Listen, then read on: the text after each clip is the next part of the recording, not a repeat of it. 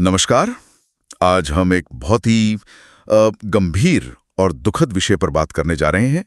उड़ीसा के बालासोर में 2 जून 2023 को जो भयानक ट्रेन हादसा हुआ था, ये भारत के इतिहास की सबसे भीषण, सबसे विनाशकारी रेल दुर्घटनाओं में से एक मानी जाती है। इसने पूरे देश को सच में हिला के रख दिया था। हमारे पास इस हादसे से जुड़ी कुछ जानकारियां हैं, कुछ दस्तावेज हैं, खासकर जो जांच हुई रेलवे सुरक्षा आयोग यानी सीआरएस और सीबीआई की, उनकी रिपोर्ट्स के कुछ मुख्य बिंदु हैं। तो आज हम कोशिश करेंगे कि इन स्रोतों के जरिए समझें कि उस दिन असल में हुआ क्या था, घटनाक्रम क्या था, कारण क्या थे और जांच में क्या निकल के आया। चलिए तो इस जानकारी को थोड़ा खोलते हैं, परत दर परत समझने की कोशिश करते हैं। सबसे पहले थोड़ी बुनियादी बातें। तारीख जैसा मैंने कहा 2 जून 2023 थी। जगह थी उड़ीसा में, बालासोर जिला है, वहां बहानगा बाजार रेलवे स्टेशन के पास का एरिया।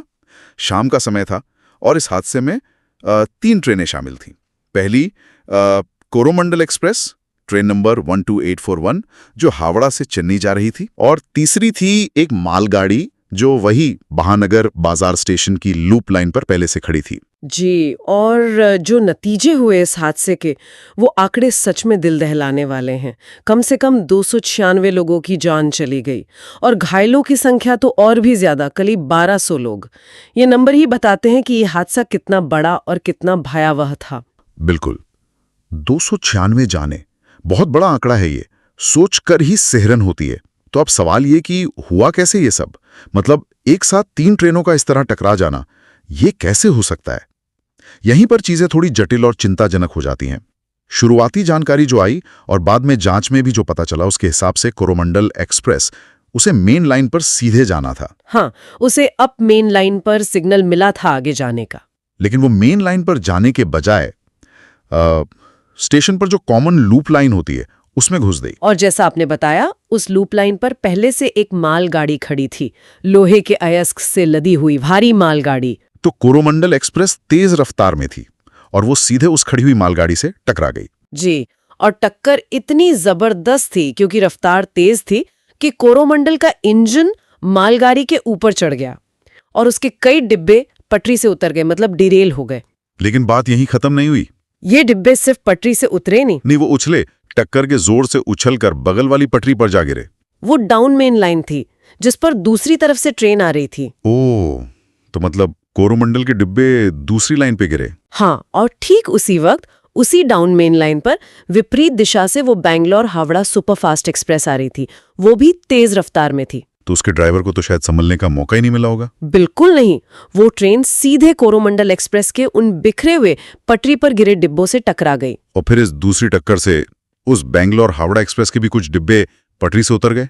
पीछे के डिब्बे थे शायद। जी हाँ, तो ये एक के बाद एक घटनाओं की चेन थी।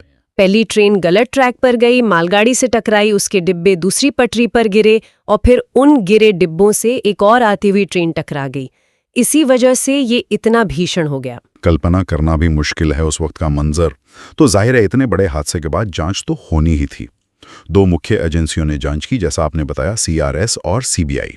जी, सीआरएस यानी रेलवे सुरक्षा आयोग, जो ऐसी दुर्घटनाओं की तकनीकी जांच करता है, और सीबीआई केंद्रीय जांच ब्यूरो, जब कोई आपराधिक एंगल का संदेह हो। तो पहले सीआरएस की बात करते हैं। उनकी रिपोर्ट में क्या मुख्य कारण बताया गया?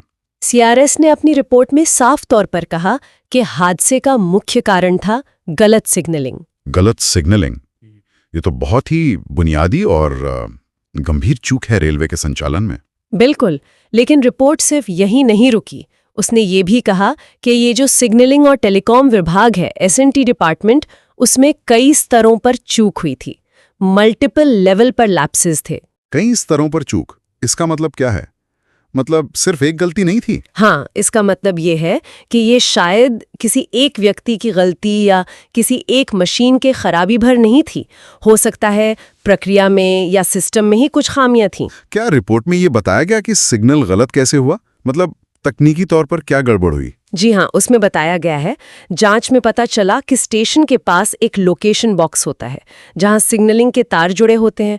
उस बॉक्स के अंदर तारों की वायरिंग गलत तरीके से की गई थी। वायरिंग में गड़बड़? हाँ, और उस गलत वायरिंग की वजह से जो इलेक्ट्रॉनिक इंटरलॉकिंग सिस्टम है उसमें प्रॉब्लम आ गई।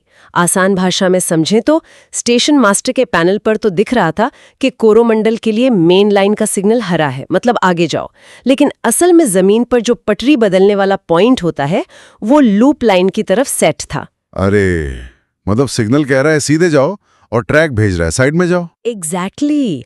और जो इंटरलॉकिंग सिस्टम होता है जिसका काम ही यही है कि सिग्नल और ट्रैक में तालमेल रहे, वो सिस्टम यहाँ फेल हो गया, या कह सकते हैं उसे बाईपास कर दिया गया उस गलत वायरिंग से। ये तो बहुत ही खतरनाक स्थिति है। लेकिन सीआरएस रिपोर्ट में एक और बात का जिक्र है जो मुझे बहुत चिंताजनक लगी। कौन सी बात? रिपोर्ट में कहा गया कि अगर पहले हुई इसी तरह की घटनाओं या चेतावनियों पर ध्यान दिया गया होता, मतलब सिग्नलिंग या इंटरलॉकिंग से जुड़ी कोई पिछली वार्निंग्स थी, तो शायद ये हादसा टाला जा सकता था। हाँ, ये पॉइंट बहुत महत्वपूर्ण है। ये इशारा करता है कि शायद इस तरह की समस्या के संकेत पहले भी मिले थे, या हो सकता है कि सिस्टम में कुछ ऐसी गड़बड़ियां थीं जिनके बारे में पहले पता चला था। अगर उन चेतावनियों को गंभीरता से लिया जाता, उनकी जांच होती, सुधार होता, तो शायद आज हम ये बात नहीं कर रहे होते। 296 जाने शायद बच जाती। तो ये सिर्फ एक तकनीकी चूक या मानवीय भूल से बढ़कर एक तरह से सिस्टम की लापरवाही या चेतावनियों को नजरअंदाज करने की तरफ भी इशारा करता है। बिल्कुल।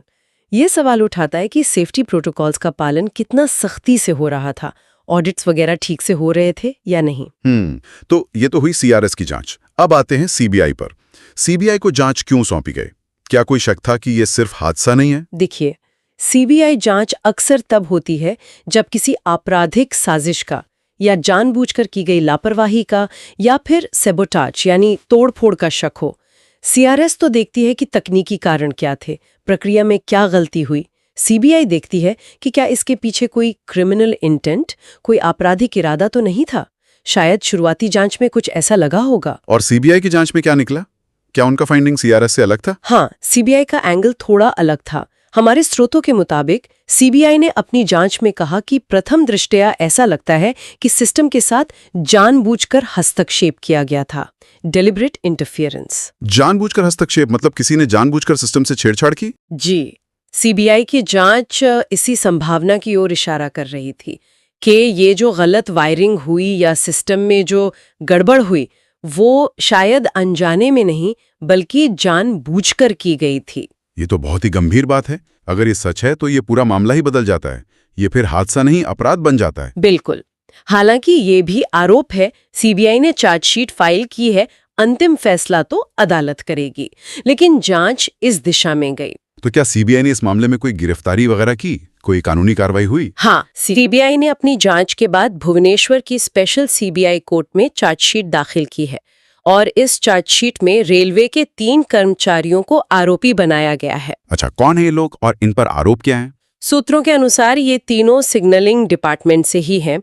एक है senior section engineer signal Arun Kumar Mahant, दूसरे हैं senior section engineer signal Mohammad Aamir Khan, और तीसरे हैं टेक्नीशियन पप्पू कुमार। और आरोप क्या लगाया गया इन पर? इन पर आईपीसी यानी भारतीय दंड संहिता की धारा 304 पार्ट 2 लगाई गई है, जो होती है गैर इरादतन हत्या, जो हत्या की श्रेणी में नहीं आती। और साथ में धारा 201 भी है, जो सबूत मिटाने या गायब करने से जुड़ी है। गैर इरादतन हत्या मतलब एजेंसी मानती है कि इनके काम की वजह से जाने गई, भले ही इरादा हत्या का ना हो। और सबूत मिटाना, ये तो और भी संगीन है। जी, धारा 304 पार्ट 2 लगना ही अपने आप में बहुत गंभीर है, खासकर जब इतने लोगों की मौत हुई हो। ये दिखाता है कि एजेंसी मानती है कि लापरवाही या गैरकानूनी काम इतना बड़ा था कि उससे मौतें हुईं। और धारा 201 का मतलब है कि शायद जांच को गुमराह करने या सबूत छुपाने की कोशिश भी हुई। क्या इन लोगों को गिरफ्तार किया गया था? हाँ, सीबीआई ने इन तीनों को 7 जुलाई 2023 को गिरफ्तार किया था।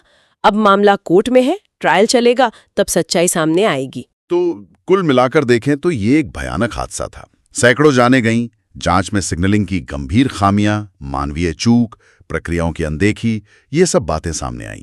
सीआरएस ने सिस्टम की खामियों और चेतावनियों को नजरअंदाज करने पर उंगली उठाई और सीबीआई ने तो जानबूझकर हस्तक्षेप का शक जताते हुए 3 लोगों पर गंभीर आरोप लगाए हैं। जी बिल्कुल। और ये पूरी घटना हमें कई बड़े सवालों के सामने लाकर खड़ा करती है। भविष्य में ऐसे हादसे ना हो, इसके लिए हमें क्या करना होगा?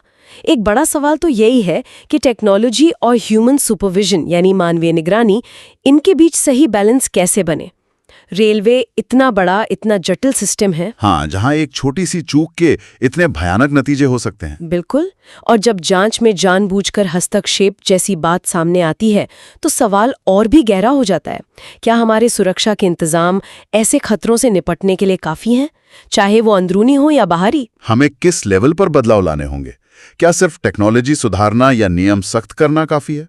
या फिर हमें रेलवे की जो पूरी कार्य संस्कृति है, कर्मचारियों की ट्रेनिंग है, उनकी मानसिक स्थिति, दबाव और सबसे ज़रूरी हर लेवल पर जवाबदेही तय करने का जो सिस्टम है, उस पर भी गहराई से सोचने की ज़रूरत है। ये वाकई सोचने वाले सवाल हैं। शायद इस हादसे से मिले सबक हमें भविष्य में और ज्यादा सतर्क और सुरक्षित सिस्टम बनाने में मदद करें। उम्मीद तो यही करनी चाहिए। ये एक बहुत बड़ी त्रासदी थी और इससे सही सबक लेना